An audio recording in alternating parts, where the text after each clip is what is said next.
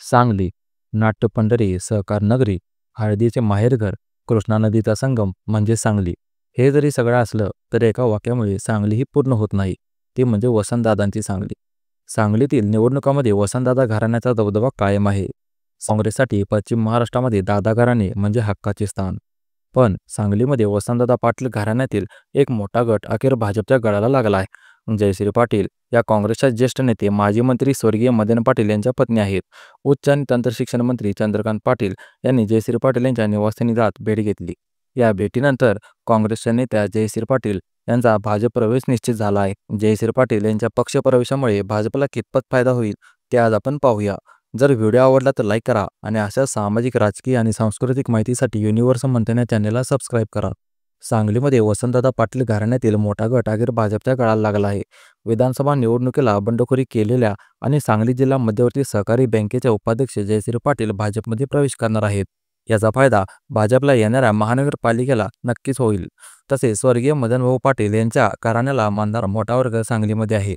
त्यामुळे सांगलीच्या राजकारणात भाजपला बळ मिळाले असून काँग्रेसचा बालेकिल्ला असलेल्या दादा घराण्यातून मोठा गट भाजपच्या गळाला लागला आहे.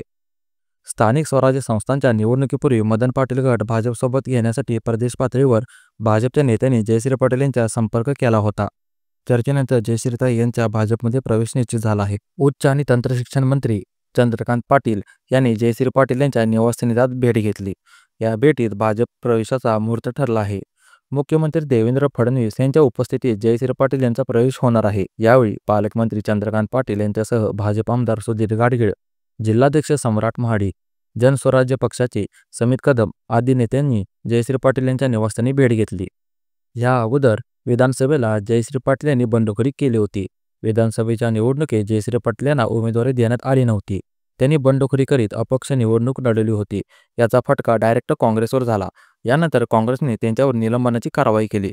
यानंतर वेगळी राजकीय वाटचाल सुरू करण्याचा निर्णय घेतला होता. काही दिवसापूर्वीच त्यांनी कार्यकर्त्यांची मते जाणून घेतली. त्यांना भाजप व राष्ट्रवादी काँग्रेसची ऑफर आली होती. अखेर त्यांनी भाजपमध्ये प्रवेश निश्चित केला आहे. गेल्या लोकसभा निवडणुकीमध्ये वसंतदादा घराण्यातील विशाल पाटील हे काँग्रेस सोडून अपक्ष निवडून आले. प्रतीक पाटील यांचा 2009 मध्ये विजय झाल्यानंतर त्यांनी केंद्रीय मंत्रिमंडळात राज्यमंत्रीपदी वर्णी लागली होती. मात्र 2014च्या निवडणुकीत प्रतीक पाटील यांचा पराभव झाला. त्यानंतर 2019 मध्ये विशाल पाटील यांना लोकसभेसाठी काँग्रेसची उमेदवारी मिळाली नाही. सांगलीची जागा शेतकरी संघटनेला सोडण्यात 2019ची लोकसभा विशाल पाटील यांनी लढवली. मात्र निवडणुकीत त्यांचा पराभव झाला. 2024च्या लोकसभा निवडणुकीत महाआघाडीतून काँग्रेसला जागा मिळाली नाही. त्यामुळे विशाल पाटील यांनी बंड करून अपक्ष उमेदवारी लढवली व ती विजयी.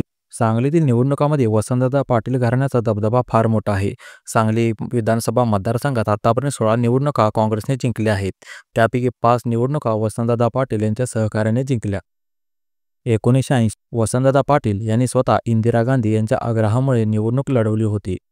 त्यानंतर सलग 10 निवडणुका वसंतदादा पाटील यांच्या घराण्यातील सदस्यांनी लढवल्या आणि जिंकल्या सुद्धा. वसंतदादा पाटील यांच्याबरोबर शालिनीताई पाटील, प्रकाशबापू पाटील, मदन पाटील, प्रतीक पाटील आणि विशाल पाटील यांनी आतापर्यंत लोकसभा निवडणुका लढवल्या आहेत. जयश्री पाटील यांच्या पक्षप्रवेशामुळे भाजपला कितपत फायदा होईल हे आगामी काळात कळेलच. जर व्हिडिओ आवडला तर लाईक करा आणि अशा सामाजिक, राजकीय आणि सांस्कृतिक माहितीसाठी युनिव्हर्सल मंथन या चॅनेलला सबस्क्राईब करा. धन्यवाद.